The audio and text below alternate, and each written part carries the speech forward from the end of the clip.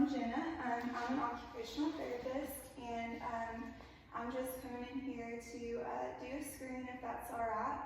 Are you familiar with occupational therapy? No, but I don't want another job. Well, we actually do a lot of other things other than just that. So we can help you with activities you do every day and just the activities you like to do. So whether you like fishing, taking your dog for walks, we can help you get back to doing those things independently. Okay. Does that sound okay? Yeah, can I get back to cooking? Yeah, of course. Anything you want to do will help you develop the skills you need to participate in those. So since you had a recent stroke, I'm going to go through a few screens just to see if it's impacted any functions. Would that be okay? Sure. So the first thing that I'm going to screen for is decreased oculomotor control. So a lot of times this happens after a stroke. So this affects your vision, and it's where you can't track as well, like when you're reading, or when you get double vision when you're reading also. And you can also lose your depth perception and your ability to know where things are located in the space around you. So I'm going to do this screen by having you read something. So since you enjoy cooking, would it be okay if I had you read something out of a cooking book? Sure. So I have this recipe here, and I just want to ask you to read the directions on this recipe for roasted sweet potatoes. Okay.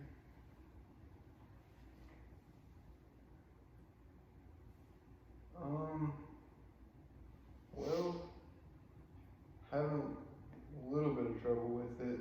What kind of trouble? Do you have any double vision or blurriness? A little bit of both, honestly. Well, can you make any of the words out in the directions? I can kind of see preheat. After that, I'm kind of lost.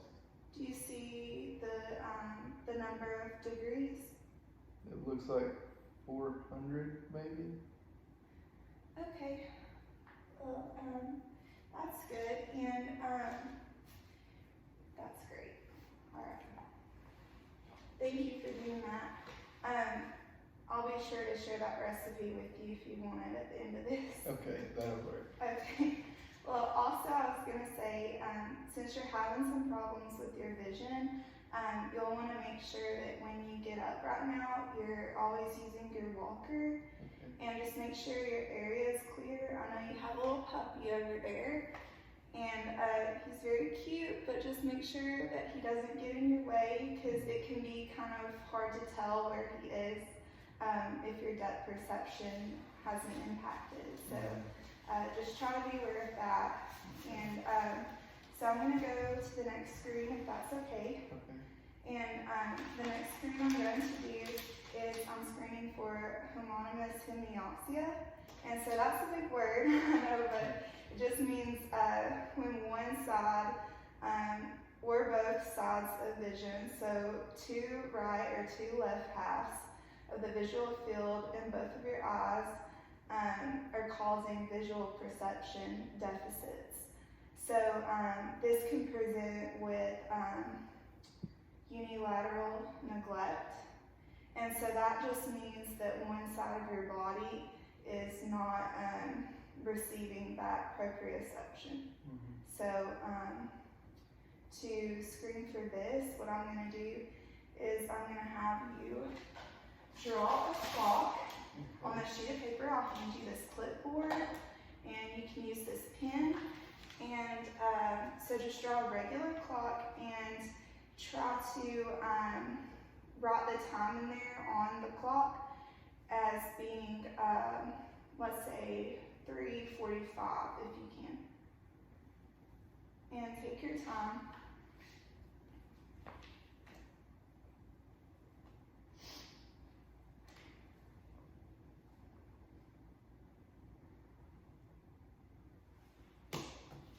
you all done? Mm-hmm. Okay, thank you. Alright, so that's what I need at that time. So I was just going to tell you a little bit about this condition and maybe some safety concerns for this one. It looks like you're having a little bit of neglect on your left side, and so some safety precautions for this. You will need to make sure that you're not bumping into anything. Just try to be very aware, and if you can get someone to help you, that would be great. This can also cause problems with reading and scanning, so maybe the first issue we were talking about and this that contribute to your problems with your reading and scanning. So next I'm going to do the motor screens, if that's alright. So these are a little bit different. So this first screen is for shoulder subluxation. And so to my knowledge, you've been having a little bit of shoulder pain on your left side. Mm-hmm. And this is just occurred after your stroke, correct? And is this severe pain? Like, what would you rate this pain on a scale of 1 to 10? Like a 10 being the highest, a 1 meaning it's not really hurting at all. 10 is like you need to go to the hospital.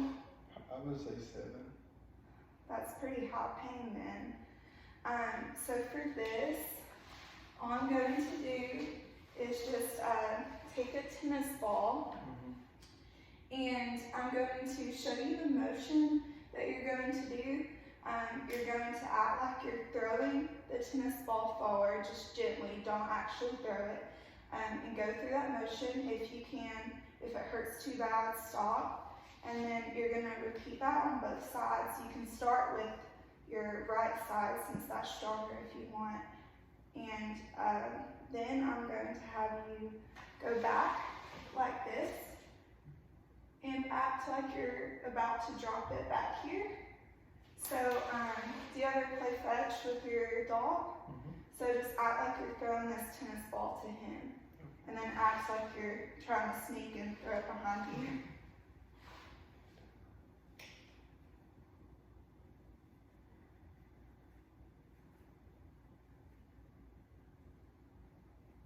Okay, good. That's great on your right side.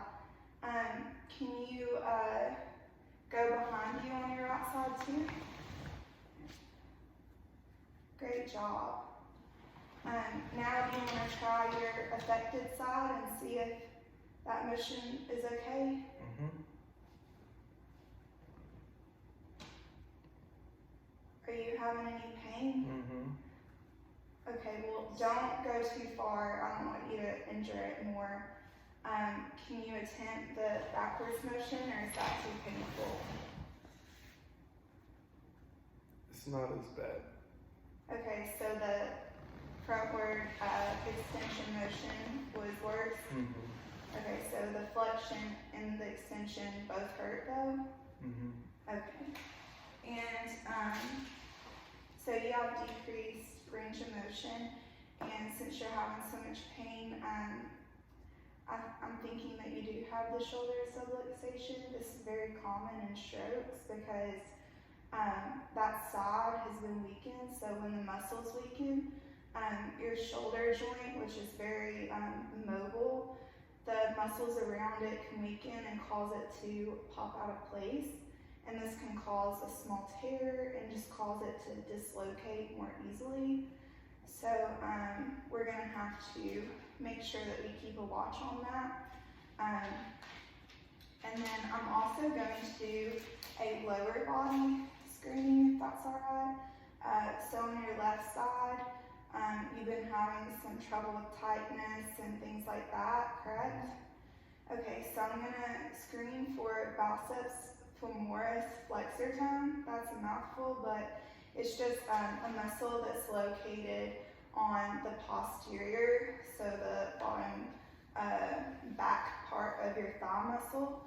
And so when this gets really tight, it can increase the muscle tone in this area, and it can limit your mobility and just cause you to get really stiff. And this can happen a lot after strokes too. So first I'm going to have you flex your knee up. So I'm going to demonstrate, just flex your knee up like this, and then you're going to extend and act like you're gently tapping like a soccer ball up into the air. Good, so you're doing that on the right side very well. Can you do it on the left side?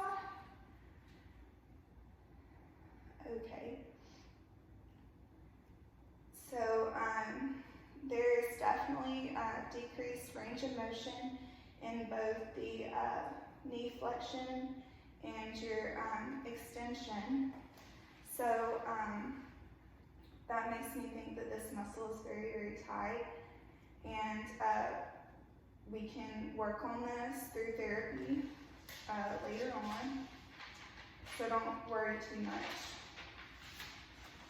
So now I'm done with those screens, so I'd like to talk about the results of the screens with you, if that's all right. So these screens are positive, so that just means that I would like to do an evaluation on you, which means that you can receive therapy services once the evaluation is done and you are considered as needing therapy. So it's a good thing, because you can go through therapy after the evaluation if it's proven that it's beneficial to you. So don't get too down about the screens being positive, because you can just get stronger. And so with the first screen, your vision problems made it to where you couldn't effectively read the recipes. So you need to read throughout daily life with driving, cooking, because you love to cook, reading the recipes. And then with the next screen, you had difficulty with your left side and drawing the clock. So this can be a safety issue, because if you're not aware of that side, you can injure that side by bumping into objects, and you won't really notice that they're there where you've injured that side. And it can also make it difficult to complete your shaving and feeding yourself.